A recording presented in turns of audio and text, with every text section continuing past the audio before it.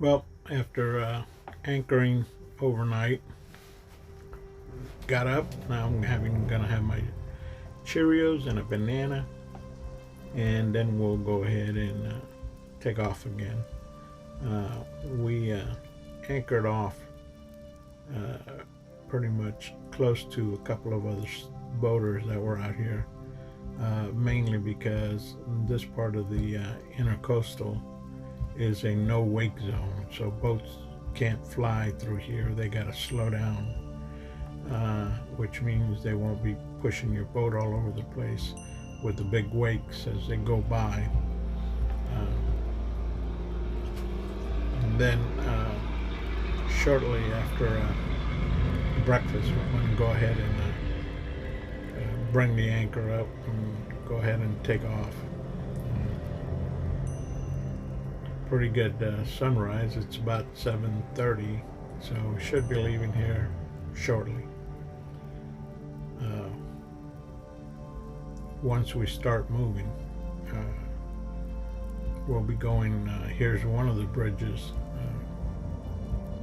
Blackburn Bridge, I think is what this one is. Now this one's pretty low, so for a lot of the big boats, they have to kind of like wait for the bridge to swing. This one swings open. It doesn't go up and down. It swings open.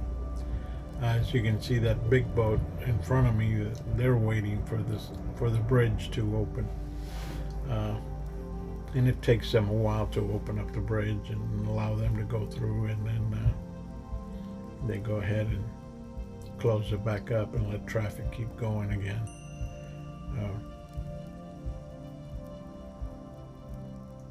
But once you get past this bridge here, or any bridge, then you can go ahead and speed up and pick up your speed again. We've been averaging about 14 to 15 miles an hour. A little fast. I think we need to try and maybe slow down and maybe see if we can conserve some fuel. We've been burning up a little bit more fuel than I wanted to. And I calculated that at this rate and the kind of fuel burn I've been having, it's not good. It's going to be pretty expensive for me to keep putting this kind of fuel in here. So we're going to fill up the tanks again, and then we're going to try maybe a little bit slower speed and see if we can go further with the fuel that we got. With the two tanks, which they're right at about 18 gallons, we averaged 134 miles. We need to try and be at about 150 miles because of there's some areas where that's the minimum that they require for you to have 150-mile range before you, so that you for sure won't run out of fuel. I'm kind of considering maybe getting a 10-gallon or two 5-gallon containers and carry them with me, and then carry some extra fuel just in case I do happen to run out. But we do have I do have CETO, so if I have any problems, I can always call them and they'll come and bring me fuel. Or if my motor gives out on me, they'll tow me into a repair marina somewhere, and I can get it worked on. As we're going in here, we're almost into Fort Myers. Once you get into Fort Myers, that's where we're going to turn in and get on the Caloosahatchee River, which is part of the Okeechobee waterway system. And it's the river canals, and they even have locks that were built. And they take you up to Lake Okeechobee. And then from there to the other side, there's another canal that was built. And that one takes you to Stewart, Florida. And then when you get to Stewart, now you're no longer on the west coast of Florida. Now you're on the east coast of Florida. And then the intercoastal picks up again right there, and you head north out all the way up to New York. So there is an intercoastal, but we've gone through several bays here already.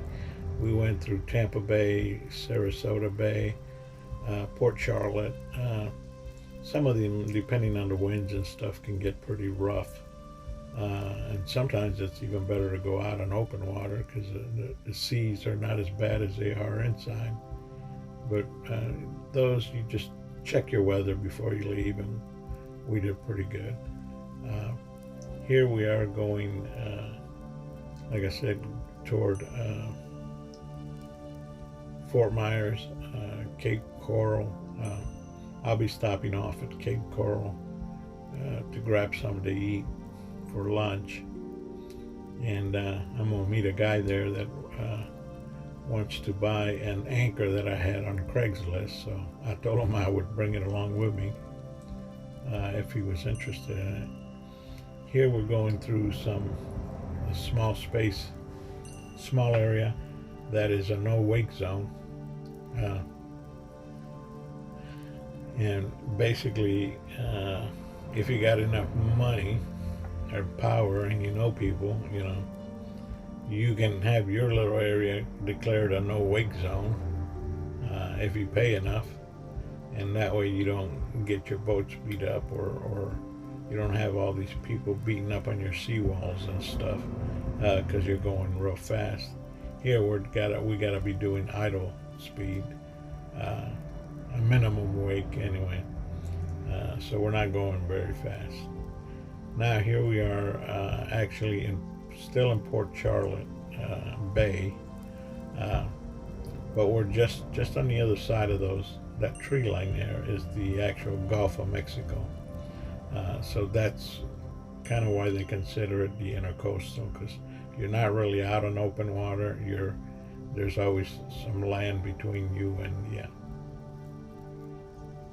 and the open water. Now here we're almost getting close to Fort Myers. You can barely see some of the buildings, and we should be there probably within about 30 to 45 minutes. Here's another. This is also a no wake zone here. That's why all the boats are slowing down, mainly because this is the manatee, what they call a manatee area. The manatees like to hang around in this area, so they always get top priority. And they can basically hang out wherever they want, and they create them as a manatee zone. Here we are now coming into a tiki bar restaurant where I'm gonna sit down and go ahead and have lunch. This is it's called the Boathouse Tiki Bar Grill, and they also have fuel. So after I have my lunch, I'm gonna pull over and go ahead and put some fuel on the boat.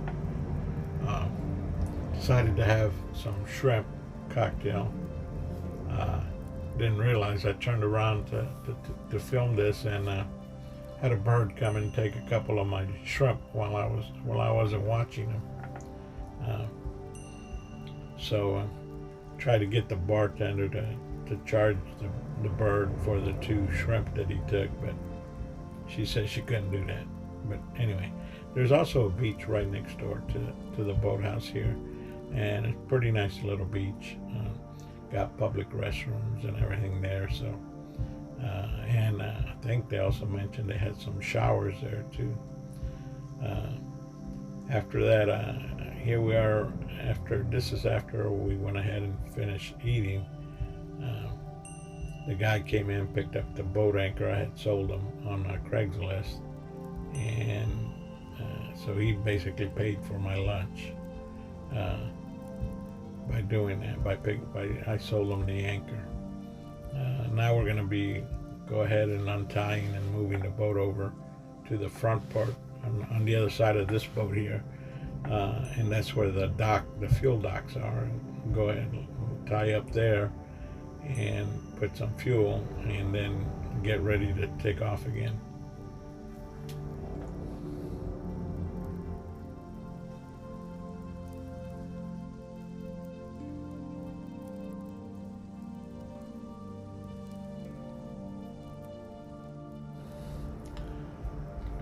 here we are. Go ahead and gonna start backing up and everything, and some old guy shows up in a bike, and he keeps talking while I'm trying to watch what I'm doing. And even though I go further and further, he still keeps talking. Can't even hear what he's saying anymore, but just go ahead and agreeing with whatever he's telling me. He says he's going to do all kinds of stuff, you know. And there's a marina out further down or something he's talking about. But anyway, now we're going to go ahead and come on in and line up behind the boat there in front of us, and we'll be putting fuel. And right after that, we'll go ahead and take off again.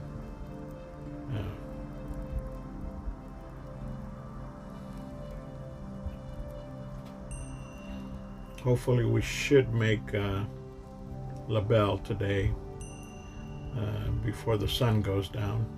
There's supposed to be a storm heading toward LaBelle area. Hoping we can maybe outrun it or something, or the storm will hold up until we get to LaBelle and tie up, and then it can rain or do whatever it wants to.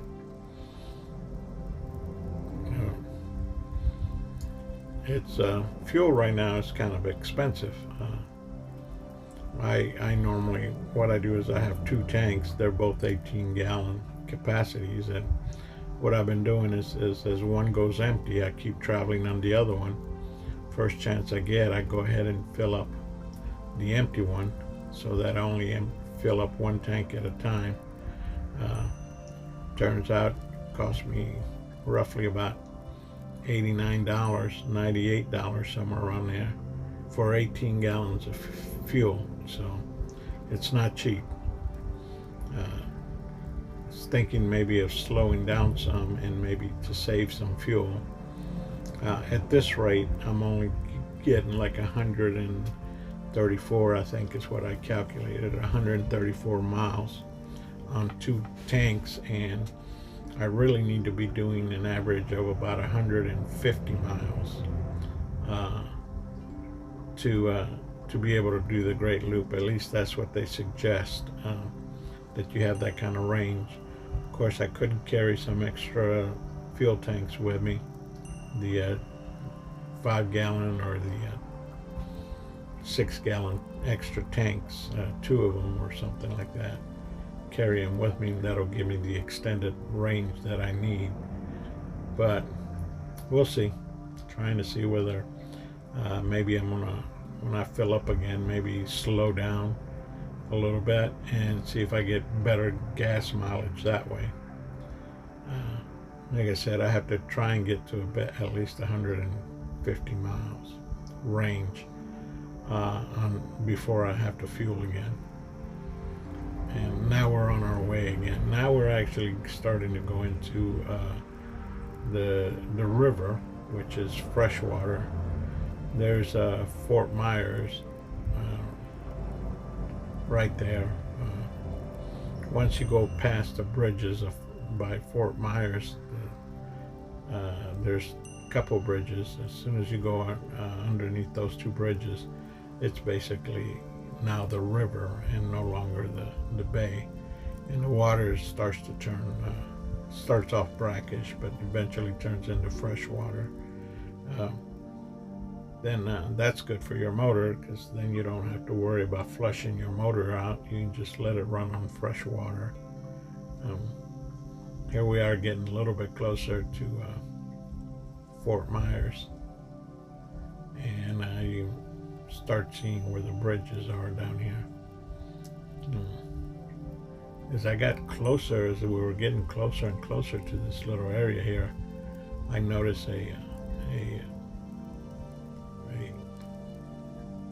an old boat with a paddle wheel boat. Yeah, I actually passed it and couldn't pass it by. I had turned around so that I could get a better picture of it and get a nice look at it. It's a nice little paddle boat here. Here we are going under one of the bridges, and then The other buildings right there are still, those are actually part of North Fort Myers. There's Fort Myers South and Fort Myers North, and what basically divides them up is this river here. Uh,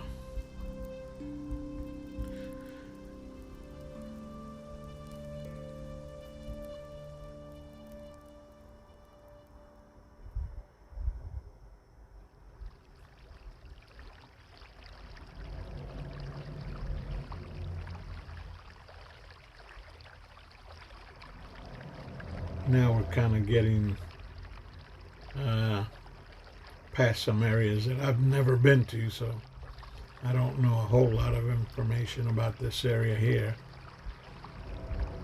But you can see there's basically Fort Myers. Here I'm turning back so that you could get a shot of the. There it is. Good old paddle boat.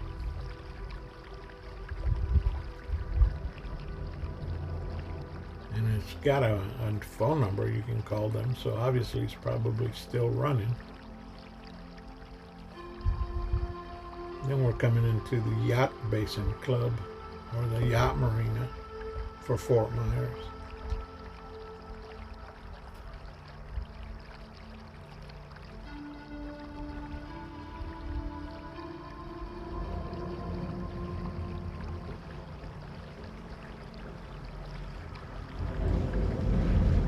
Once you start running on the river, it should be pretty nice weather. It should be nice and calm. Shouldn't have all the chops that we had while we were in the bays, like in Tampa Bay and Sarasota and Port Charlotte. I mean, it was kind of rough, mainly because the winds are coming out of the east.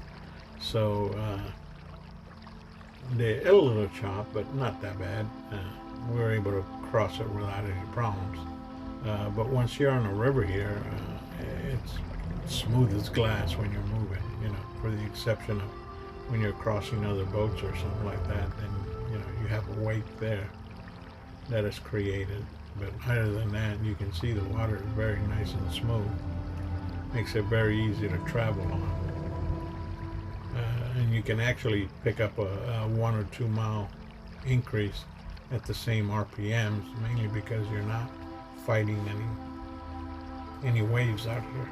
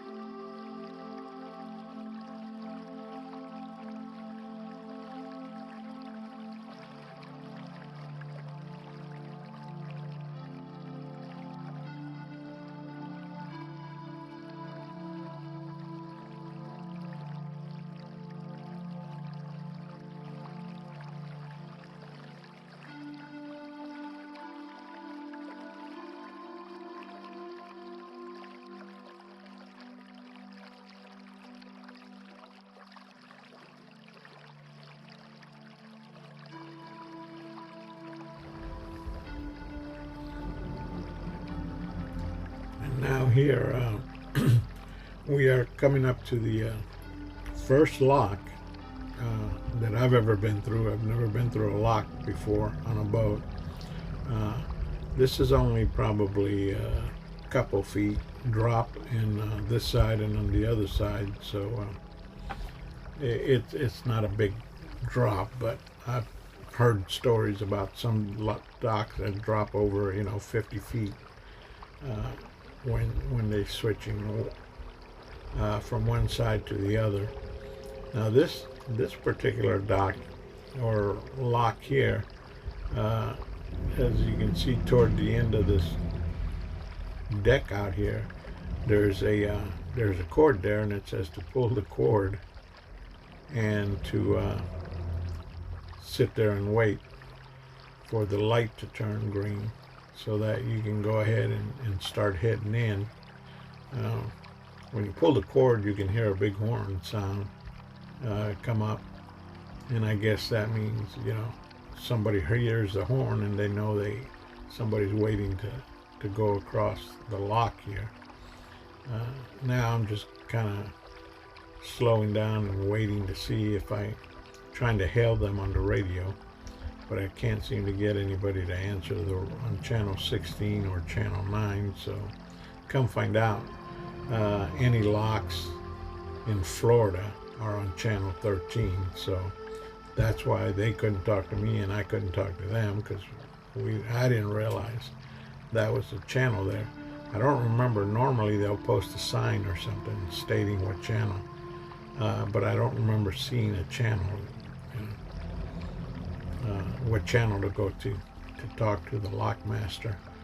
Here's the end of the little walkway out here, and as you can see, there's a sign here that says to pull the cord there and then wait right there for the green light. That tells you to go ahead and come on in. It's a very slow process. It takes them a while.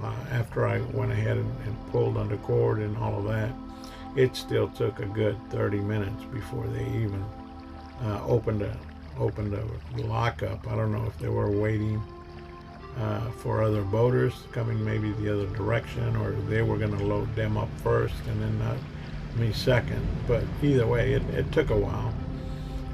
I think, if I'm not mistaken, one of the guys came out and said that they might have been doing some maintenance on it, and they heard the horn, but they were doing some kind of maintenance to it. But once you go ahead and they start opening the locks, then you're allowed to go ahead and go in. And they have lines there, and you have to grab one of the lines that they got hanging, and you just hold on to that line while your boat is going up or down, depending on which side of the lock you're on. But this particular lock, like I said, only dropped a couple feet at the most. I mean, it didn't look like it dropped a whole lot. I couldn't even tell that it had dropped at all. By the time I knew it, they were already opening the other side of the lock so we could go out. But it is a slow process. You can't go fast while you're coming in and out of there. You have to be at idle speed, which is very slow. And then if there's other boats in the lock while they're opening it up, you have to wait for them to come out, and then they'll let you come in. And what they do is they have lights out here. When the lights are red, you have to stay away from there. You can't get close to the lock. And then when that light switches to green, that tells you that, okay, you can go ahead and come on in, and then they'll put you in, they'll close the gates back up, and then let you out again and lift you up. But like I said, this is going to take quite a while. I just decided I was going to film this just this one time. I'm not going to be doing this at every lock. There's probably, I think they said 3 more locks I have to go through to get to the other side of Florida. So I'm not going to film these because they take forever just to get through them. And my opinion, once you see one, you've seen them all, because they all basically work the same way as this one does. Uh, Now you can see here they've gone ahead and opened up the lock, and you can see there's a boat coming out. And as soon as that boat comes out and he's far away, or he's in far to the point where I can go ahead and start heading in, they're going to switch the light that's up on toward the top from red. They'll switch it to green, and that'll tell me that I can go ahead and start coming in. Had I been on channel 13, they could have just gotten over on channel 13. I don't know if you just saw that, but that was a dolphin that came across the screen there. A lot of these dolphins know that if they want to go down up or down the river, that they have to go through these locks here, and they've learned to go into the locks and wait till wait till they open the other end so that they can get to the other side of the river. That particular dolphin had been hanging around here for quite a while, ever since I got here. He's been hanging around waiting for, I guess, for them to open up the locks. I've already gotten the green light to go ahead and move forward, so it's still a slow process, but as you get forward, then you'll start seeing. What you do is you get to, sometimes they'll tell you which side of the wall to get into, either to your right or to your left, depending on how they want you situated or how many boats are coming and going. They can put some boats to the right, some boats to the left. So they'll guide you and tell you, okay, you go to the right or you go to the left. Problem is, when you're by yourself and you gotta be doing that, if for some reason you put your fenders out on the right and then they say you have to go to the left, well, now you got to actually stop and switch your fenders over to the other side, so that you don't bump your rub rail up against the wall, which I did end up doing anyway without the fenders. I didn't put the fenders out, and now I got to fix the rub rail because it came out of out of the channel that it sits in. So that's just another thing and a part of me. I have plenty of time to actually bring out the fenders and put them out. I just forgot to do them, and I finally remembered as I was coming in that, I'm supposed to have the fenders out. You also have to have jackets for whoever's going to be working the lines and everything. You have to have life jackets on. Everybody does, whether it's the captain steering the boat or it's your first mate holding on to the lines. And now, as you can see, as you get closer to this wall here, you'll see there's some lines hanging there. Because I was the only one in the lock and I was the only one going out of the lock, he just basically said, hey, pick a line somewhere and hold on. And then, so I just kind of got as close as I could. Then I walked out toward the back of the cockpit area to hold on to one of those lines there. And basically that's just because the boat's going to be going up or down depending on what side of the lock you're in. You can see the water line, it's not very much. That's only maybe a couple feet, and that's all it's going to drop. So I've already by now gone outside, I've grabbed the line, and as I push the boat in toward the wall, they want to go ahead. Now they're closing the back gate, and then shortly they're going to open up the front one. Once they open up the front one, then we can go ahead and move forward and clear the dock. Like I said, it's a very slow process, but luckily it was only me going in and out of here today, so I didn't need a whole lot of instructions except grab a line and hold on. We'll take care of the rest.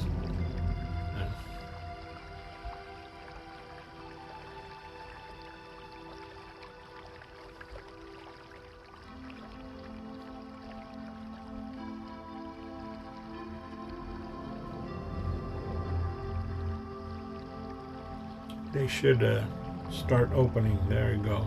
Looks like the gates are now starting to open up. So I'd already gotten instructions from the lockmaster that as soon as the gates were open, I could go ahead and take off. So since I'm the only one there, they just leave it up to your discretion. There's no. Sometimes when you have a lot of boats, they'll direct you who goes first, and then who's going to go after that one, and who goes after that one, just to make sure that you guys don't run into each other, or you get somebody to try to cut line and try and get ahead of you. They basically, the same order you went in is the same order you go out. But I was the only one here, like I said, so it was basically, hey, the gate's open, you can take off.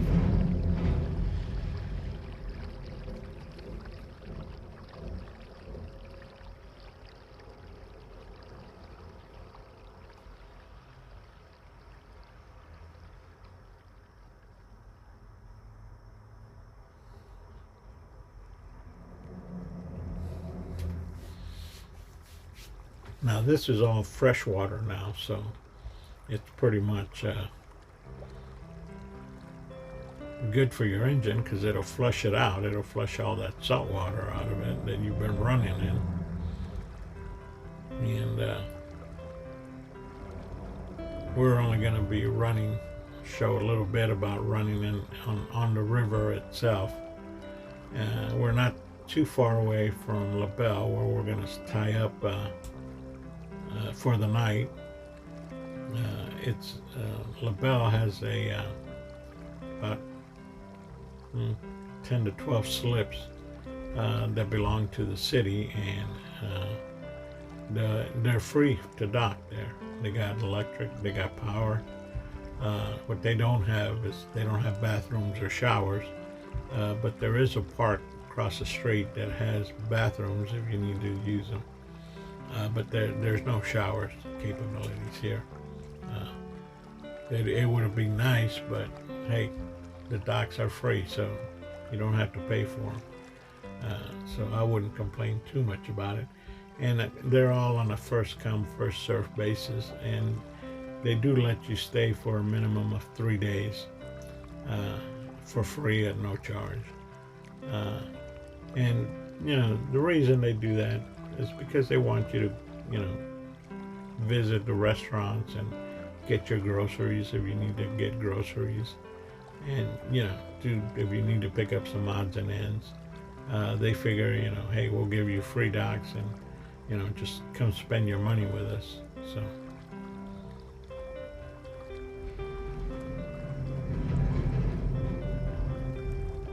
now we're coming up to another paddle boat, a river boat, and this also is pretty big.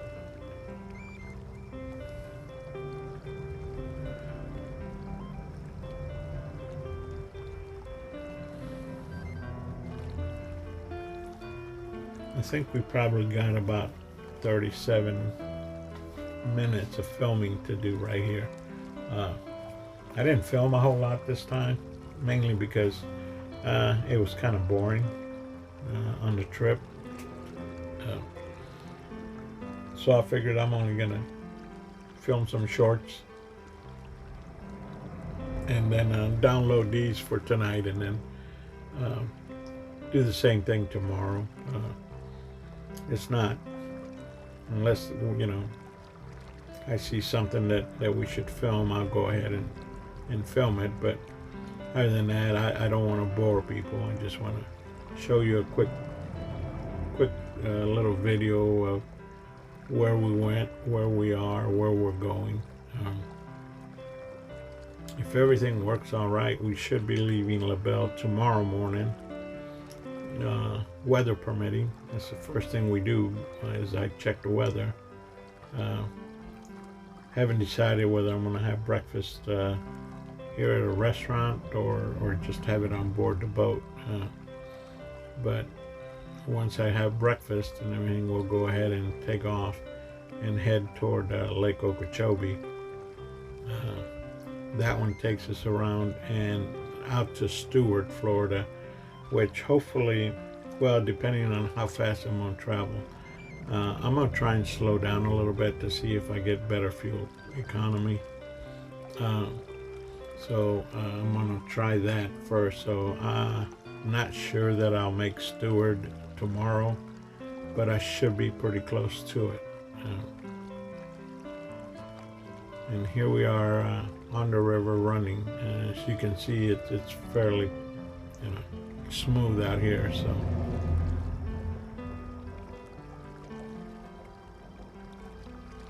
here's where we're doing right at about 15 to 16 miles an hour now, because the river is so smooth that you're not fighting the wake, although we were fighting the wind because it was directly coming toward us from the east. So that kind of might have slowed us down a little bit, but other than that, this water was beautiful to run in.